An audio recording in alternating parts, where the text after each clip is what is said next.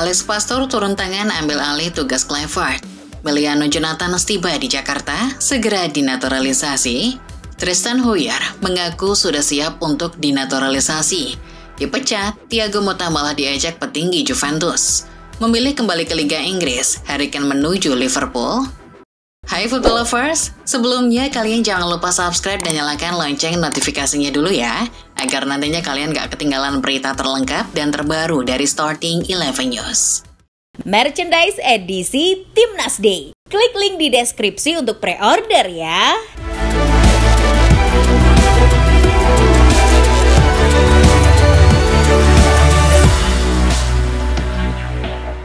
Dari hasil laga perempat final UEFA Nations League A, leg kedua, Prancis sukses melenggang ke semifinal setelah mengandaskan Kroasia lewat adu penalti. Adu penalti terjadi karena kedua tim sama kuat secara agregat, yakni 2-2. Di babak tos-tosan, pasukan Didier Deschamps unggul 5-4. Setelah 3 penendang penalti, Vatreni, yakni Martin Baturina, Franjo Ivanovic, dan Josip Stanisic gagal menjalankan tugasnya. Sementara itu di semifinal, Prancis nantinya akan menghadapi Spanyol.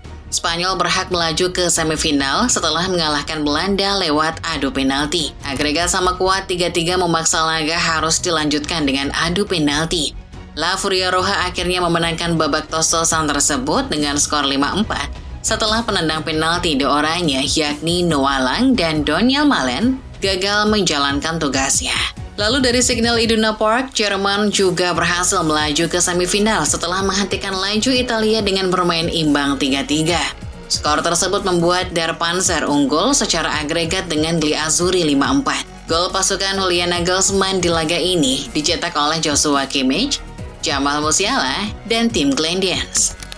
Jerman sudah ditunggu Portugal di semifinal, bermain di Estadio Jose Alvalade. Selecao das Aquinas berhasil menghentikan laju Denmark dengan kemenangan telak 5-2. Hasil itu membuat agregat menjadi 5-3. Gol kemenangan Portugal di laga ini diciptakan di babak tambahan oleh Trincao di menit 91 dan Goncalo Ramos di menit 115. Di balik melajunya Portugal ke semifinal UEFA Nations League, terdapat cerita soal hujatan yang mampir ke Cristiano Ronaldo. Mirror melaporkan bahwa pemain Al Nassr itu sempat diajak habis-habisan di dunia maya oleh fans Portugal gara-gara gagal mengeksekusi penalti untuk menyamakan agregat. Bahkan penaltinya itu dicap sebagai penalti terburuk dalam karirnya. Alih-alih melepaskan tembakan keras seperti yang biasa dilakukannya, CR7 justru menendang bola pelan dan bola mudah diselamatkan Kasper Schmeichel.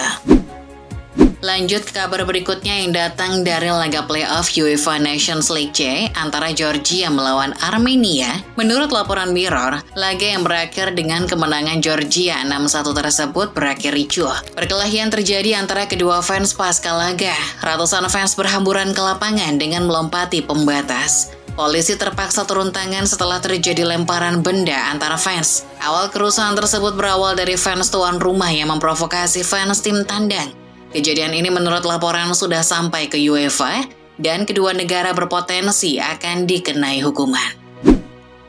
Masih kabar dari UEFA Nations League dilansir dari BBC, Skotlandia akhirnya terdegradasi dari Nations League A setelah secara mengejutkan kalah telak dari Yunani di markas sendiri 0-3. Ini menjadi catatan buruk bagi pelatih Steve Clarke karena tak bisa mempertahankan keunggulan meyakinkan di markas Yunani 1-0 di leg pertama.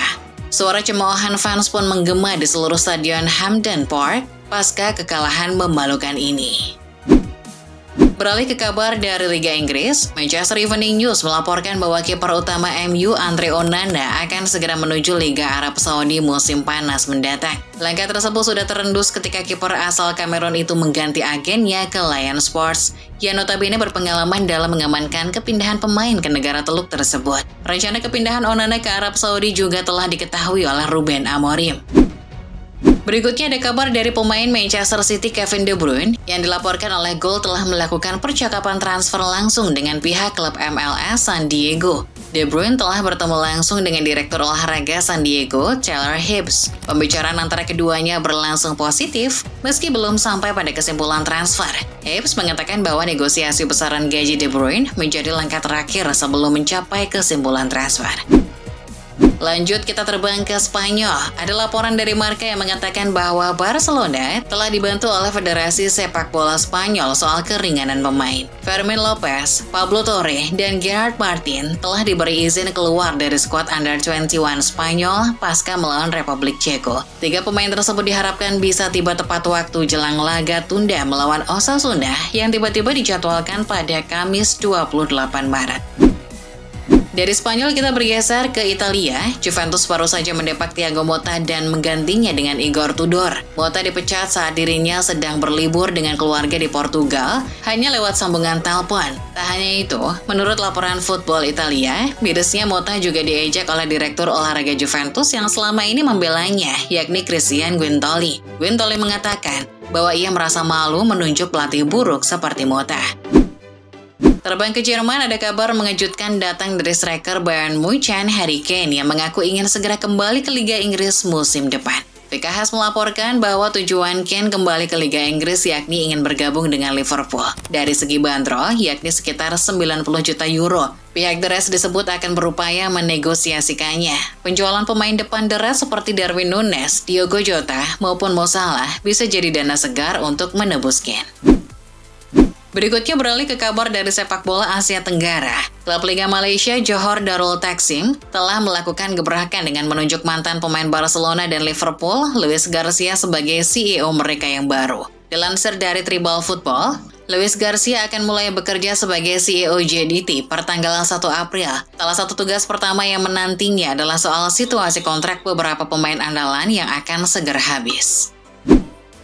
Lanjut ke kabar dari tanah air, jelang laga Indonesia versus Bahrain. Menurut kabar dari manajer Timnas Indonesia, Sumarji, para pemain tidak menggelar pertemuan internal khusus guna melakukan evaluasi pasca kalah dari Australia.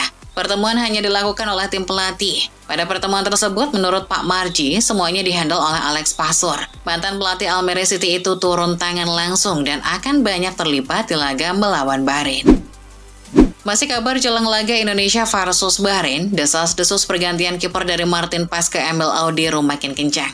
Dalam pertemuan dengan wartawan di Stadion Madia Minggu 23 Maret, Patrick Kluivert telah mengisyaratkan opsi mengistirahatkan Paes. Ia mengatakan bahwa selalu ada kemungkinan mengganti pemain termasuk kiper sekalipun, karena timnya kini telah menitik beratkan pada fokus evaluasi dan kebugaran tim. Berikutnya ada kabar terkait Miliano Jonathans yang santer segera bergabung bersama Timnas Indonesia. Hal itu terlihat dari ayah Miliano, yakni Deco Jonathan, yang telah bertemu dengan tenaga ahli Menpora bidang diaspora, Hamdan Hamadan. Keduanya bertemu di Jakarta International School Minggu 23 Maret. Ayah Miliano datang ke Jakarta ditemani sang istri juga, Miliano Jonathans. Mereka disebut terbang dari Belanda Sabtu 22 Maret. Kedatangan keluarga lengkap ini disinyalir untuk kebutuhan naturalisasi Miliano. Ketertarikan Liverpool kepada Ryan Cherki tampaknya bukan sebuah isapan jempol belaka. The Reds kabarnya memang sedang menyusun rencana untuk membujuk sang pemain untuk hijrah ke Inggris. Dilansir Tribal Football, Liverpool jadi salah satu yang memantau paket berusia 21 tahun itu. Ryan akan diproyeksikan sebagai penerus Mo Salah yang diprediksi akan segera hengkang dari Anfield. Untuk mewujudkan transfer ini, Liverpool harus bersaing dengan Borussia Dortmund, Bayern Munchen, dan Chelsea. Masih dari Liverpool, kiper utama mereka yakni Alisson Becker dikabarkan sudah dalam kondisi positif. Sebelumnya, Alisson mengalami cedera yang diduga sebuah gegar otak. Cedera itu dialami saat timnas berhasil menghadapi Kolombia kemarin. Namun, menurut penuturan Fabrizio Romano, kondisi Alisson baik-baik saja. Ia hanya butuh waktu istirahat saja. Ia akan siap untuk kembali merumput dengan Liverpool setelah jeda internasional selesai. Setelah Omar Marmos yang bergabung Manchester City, kini striker milik Eintracht Frankfurt Hugo Ekitike juga dikabarkan akan segera menyusul ke Liga Inggris. Dilansir Goal, Hugo sebetulnya baru bergabung Frankfurt awal musim ini, namun performanya langsung melesat bak roket. Ia bahkan telah mengemas 19 gol dan 8 assist dari 38 pertandingan musim ini. Statistik tersebut membuat banyak klub Inggris menaruh minat padanya. Belum disebutkan siapa saja klub tersebut. Namun, salah satu dari mereka telah memberikan tawaran senilai 80 juta euro. Mampir ke Spanyol, ada Luka Modric yang kabarnya tak mau buru-buru untuk mengambil keputusan terkait masa depannya di Real Madrid. Mengutip cuitan Fabrizio Romano, prioritas Modric adalah bertahan setahun lagi dan bisa pensiun di Madrid. Namun, apakah kontraknya akan segera ditandatangani? Modric tidak merasa begitu. Ia tak ada urgensi untuk segera mengambil keputusan. Apakah saya akan menandatangani kontrak baru di Madrid? Tidak perlu terburu-buru. Musim masih panjang. Kami masih punya banyak pertandingan lagi. Kita lihat saja nanti. Tutur Modric. Langsung ke Serie A, ada Douglas Luiz yang kabarnya semakin dekat dengan pintu keluar Juventus. Dilansir Tuttosport, gelandang asal Brasil itu tidak menampilkan performa apik bersama Juve. Namun tidak membuatnya sepi peminat di pasaran. Beberapa klub top Eropa pun segera terang-terangan memantau situasinya. Namun kali ini ada Nottingham Forest yang kembali muncul. Mereka ingin menghidupkan lagi minat mereka kepada Luiz.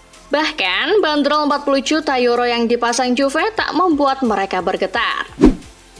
Sementara itu, Inter Milan dilaporkan sedang meminati pemain Lazio Gustav Isaksen. Inter bahkan menyatakan siap untuk bersaing dengan Spurs yang juga mengincar pemain sayap asal Denmark ini. Dilansir Football Italia, Inter akan bergerak untuk menggoda Lazio dan Isaksen akhir musim nanti. Kabarnya, Lazio sudah mematok harga yang harus dipenuhi oleh klub peminat. Mereka menginginkan 40 juta euro, tidak boleh kurang jika Inter serius ingin menggaetnya. Usia hanyalah angka. Pemain yang baru berusia 15 tahun ini sudah jadi incaran banyak klub top Eropa. Johan Martinez, pemain dari Independiente del Valle, telah menarik perhatian dari Bayer Leverkusen, Liverpool, Parma, Brighton, dan Manchester City. Dilansir Tim Talk, dirinya terus tampil mengesankan dengan kemampuan menggiring bola, kecepatan, dan keterampilan teknisnya. Kini, ia dibanding-bandingkan dengan penyerang PSG Ousmane Dembele. Namun belum ada langkah konkret yang diambil oleh klub-klub tersebut. Mereka baru mengirimkan scouting ke Independiente. Beralih ke kabar internasional, ada Scott McTominay yang mendapat penghargaan di Skotlandia. Pemain Napoli itu dianugerahi penghargaan SFWA atau Pemain Internasional Pria Terbaik dari Asosiasi Penulis Sepak Bola Skotlandia untuk tahun ini. Dilansir Daily Record, ini jadi yang kedua secara beruntun bagi McTominay. Penghargaan ini jadi salah satu apresiasi kepada sang pemain yang sudah menjaga performa tetap stabil dan selalu menjadi bagian penting dari timnas Skotlandia dalam beberapa tahun terakhir. Masih dari Eropa, tapi kali ini dari Belanda. Karena kita akan membahas tentang Tristan Goyher, pemain Ajax Amsterdam yang memiliki darah Indonesia. Dilansir Sport.detik, bintang muda Ajax itu mengaku terus memantau performa dan situasi timnas Indonesia dari Belanda. Saat disinggung mengenai kemungkinan membela timnas Indonesia, Tristan pun tidak menutup kemungkinan. Saya sangat menghormati bagaimana sepak bola di Indonesia, dan saya melihat pertumbuhan yang dialami tim nasionalnya. Saat ini saya fokus pada pemulihan dan kinerja saya di Ajax, tetapi saya tidak mengecualikan apapun untuk masa depan, katanya. Bola Sport memberitakan bahwa manajer timnas Indonesia Sumarji baru saja membocorkan situasi ruang ganti setelah kekalahan telak atas Australia. Menurutnya, para pemain jelas lemas usai menderita kekalahan. Suasana tidak mengenakan pasti dialami setiap pemain dan pelatih di ruang ganti. Namun, pihaknya sudah memberikan motivasi maksimal usai kembali ke hotel tempat tim menginap. Hasilnya cukup positif untuk membangkitkan semangat juang tim. Kita doakan saja hasil terbaik untuk skuad Garuda di GBK nanti.